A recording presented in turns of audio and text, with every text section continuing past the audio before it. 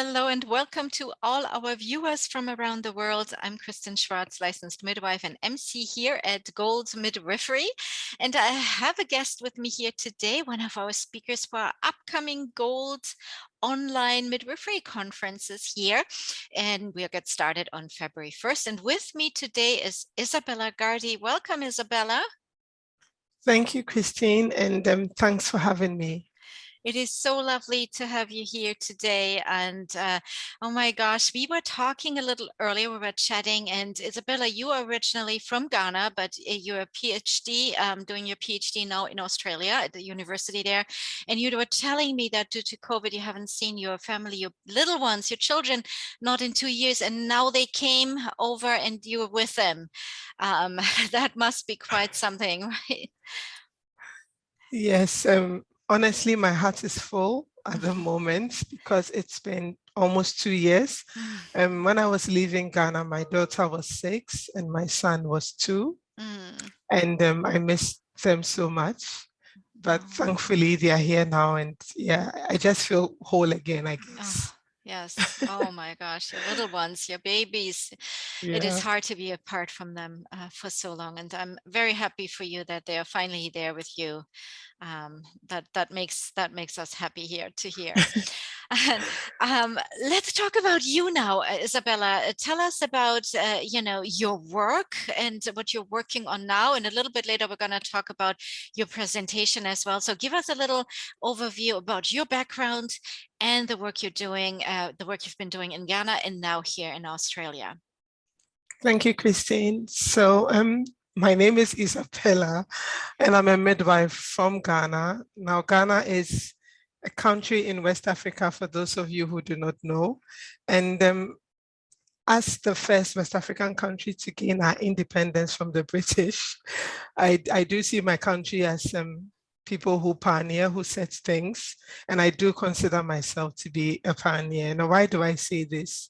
Ghana started the registered midwifery training in 2002, and in 2003, I enrolled to be a midwife. Now, how I became a midwife was purely accidental. I wanted to be a nurse. I didn't know anything about midwifery, but when I went for the interview, I was asked, "Oh, would you like to be a midwife?" And I thought it was a trick question. And I was like, these people don't want to admit me. So I just said yes, casually. And next thing I could see, I was in class and I was called together with a couple of girls, and they were like, "Go to the midwifery class." I wept. I didn't want to be a midwife because midwives are old women who wear big looking glasses and hats and all of that. Yeah, but it's been a great experience. I wouldn't trade for anything. After 3 years of midwifery school in Kolebu, I started my work in a tertiary hospital as a midwife, and that was like really exciting. And we were doing all wonderful things there, but I got the opportunity to move to a district, to move to a much more remote part of Ghana. And that was a life-changing experience for me, because that is where my interest in preeclampsia, my interest in high-risk pregnancies actually started to, or let me say began. So there are very few doctors, and the midwife is in charge of doing everything. And so I realized that there's a vast difference between what midwives in the tertiary hospital do versus what midwives in the district level do. And I enjoyed those 2 years I spent in Saltpond Hospital. That was just amazing. And yeah, so basically that's how my midwifery journey has been like. In the last 5 years before starting my PhD, I was actually involved in training undergraduate midwifery students. So I was a lecturer in a private university, Valley View University in Ghana. And I loved my job. I loved teaching. And I love teaching high-risk pregnancy and teaching about preeclampsia and postpartum hemorrhage and all of that. So yes, I do have a serious passion for managing high-risk pregnancies and complicated labor. And preeclampsia is my passion. And the reason is that I have seen that if we do the simple things, it can have really profound effects. And I do strongly believe that midwives are the center of preeclampsia management, especially in poorly resourced countries like Ghana. Oh, thank you so much for sharing that with us here, and your amazing journey that you took in midwifery, starting out accidentally. And you know what? When you said, "Oh, you thought like, oh, midwives are older ladies," and women like you, with bringing a fresh perspective, bringing all this knowledge, into the community too, and inspiring other women, other students to become midwives, as well as you're doing in your teaching as well, and teaching them about especially high risk pregnancy and preeclampsia. That's just wonderful. And I can see all these young students and young midwives going out into those areas and really making a difference. And you're so right, in these areas, especially in the rural areas, you said how different it was in the city, and compared to being out there, where the midwife does much more, because there is no doctors available as easily as maybe in the city is. And how important it is that midwives are educated and know what to do in situation when this arises, right? Yes. It's especially important. I keep on telling my colleagues in Australia, when I do get the opportunity to discuss Africa with them, that it's completely different to what you have here. When I go to the Australian hospitals, I'm in awe of the resources, the technology, everything is available, but we have actually had to birth babies with our bare hands because we didn't even have gloves to wear. That is the reality. That is the situation for many African midwives. They work under very harsh conditions, and they are often not recognized, not motivated, and poorly educated. Continuing professional development is a problem. We have this huge gap. And so we just give the basic training, and the midwife is left to just learn on the go, learn on her own. You barely get any opportunity to top up or to refresh or to learn new things. And so you become still in your practice and you keep on doing the old thing. So I do appreciate that midwives in Ghana are giving 110%. Our maternal mortality 20 years ago used to be about 600 and over per 100,000 live births. Now we have halved that. So currently our maternal mortality is about 308 per 100,000 live births. So you can't actually see the profound effects of midwifery in Ghana. So we have the evidence that midwives work, midwives make a difference, but we need to actually beef that up. We need to strengthen the midwives. We need them to be more educated so they can make a more profound impact. And you describe something there, because it's an immense burden on the midwife. You're saying like they're being left to their own devices there, and not getting additional training. So that is changing now, like through women like you making a difference, bringing programs and education to these midwives out there, because I'm sure they want to learn, but they just don't have the resources, right? Or they don't have the opportunity. And now that's changing. And it's so important, because the midwives are part of the community, right? These are the midwives are the ones reaching the families. They're right there with them, and they're in a great position to do this work, because they're right there and often know the families, I can imagine, right? They're serving because they're part of this, and they can make a difference, especially when it comes to topics like eclampsia, preeclampsia. So let's talk a little bit about the presentation here. And your presentation is titled "Improving the Outcomes for Women Who Develop Preeclampsia. What can the midwife do?" So tell us a little bit what you are going to be talking about.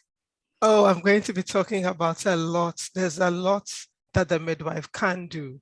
And the research abounds that shows that midwives who are educated, who know what they are doing, can actually make such a profound difference, and they can be the game changer that can actually show which woman will survive, have good outcomes, will have a baby, versus a woman who may lose her life or things may go really bad.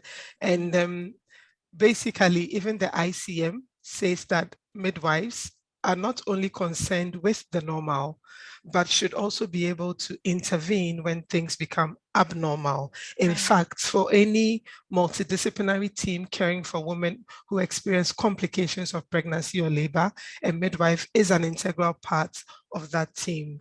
And Mhm. so we'll be looking at how midwives can actually contribute to preeclampsia management by looking at the 4 pillars of detection, Mhm. of stabilizing the woman, of caring for her, or let's say the management itself, and then of like how to refer or the things to do before you refer such a Mhm. woman. And so for midwives coming from a poorly resourced context, or let's say low and middle income countries, I have a lot to share.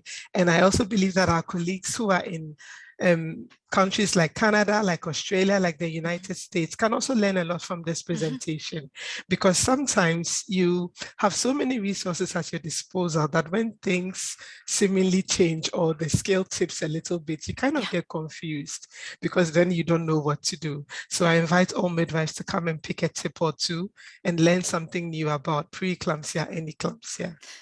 Absolutely fascinating, and you brought up a very good point. You're right. In countries like the US, Canada, Australia, European countries, people, midwives often, because there is so much available, maybe rely a little much on technology and all that there is, and the skills need to be taught and kept alive, because there are skills, there's an art to it, and especially there is midwives around who are practicing in out of hospital settings, in home birth settings, and they don't have these high tech, high tech available to them. So it is important to keep their skills, top notch, and pick up tips from you here as well. So thank you for sharing that with us, and we can't wait to hear you there live on February 16th here in just a little bit with us at Gold.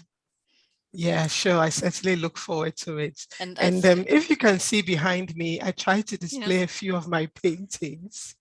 Oh, I've recently wonderful. taken up painting just to release some stress from the Beautiful. PhD. Oh, And beautiful. there's just something little I want to share about Yes. painting. So through painting, I've actually learned that you need to be detail oriented, and it's the same for midwifery. It is the same in preeclampsia management. The little things do make a difference and they matter. Also through painting, I've learned that sometimes you need to take a step back and see what you're doing, to see the beauty, to see if you are going right or wrong. And reflective practice is something that as a midwife, we have to be constantly engaged in, especially when it comes to preeclampsia management. If things do not go well, we need to take a step back and see how can we improve? How can we make it better? And I've also seen that in painting, you need to be bold, use bold Mm, colors. And as mm, a midwife, you need to be bold as well. mm, Sometimes we are very comfortable with the normal and mhm. I've birthed lots of babies, but you also need to be bold and step in when complications arise, because often we are the first point of call. Yes. And it is that bold step that you take that can actually save the woman's life. And so I look forward to a wonderful presentation. I look forward to having everyone here and we'll have a great time together. Oh, Isabella, thank you so much for sharing that wisdom about painting. That was absolutely beautiful how you described it. I mean, that is absolutely wonderful. And I love how passionate you are about the subject and about your work. It's wonderful. Thank you so much for sitting down here with me and talking about your background, your work, and the presentation, and about painting. Yeah, you're welcome. Thank you for having me. Thank you. And for our viewers now, as I mentioned, this presentation will be live on February 16th. And of course, this presentation will be recorded. So if you cannot be attending the live presentation, you cannot be there, or you are in a different time zone, it does not matter. Our Midwifery Conference of 2022 is live and recorded as well. So you can watch all these wonderful presentations at your leisure. And if you would like to find out more about this presentation and all the other presentations in the conference, we invite you to visit goldmidwifery.com, and we hope to see you at the conference. Bye-bye, everyone.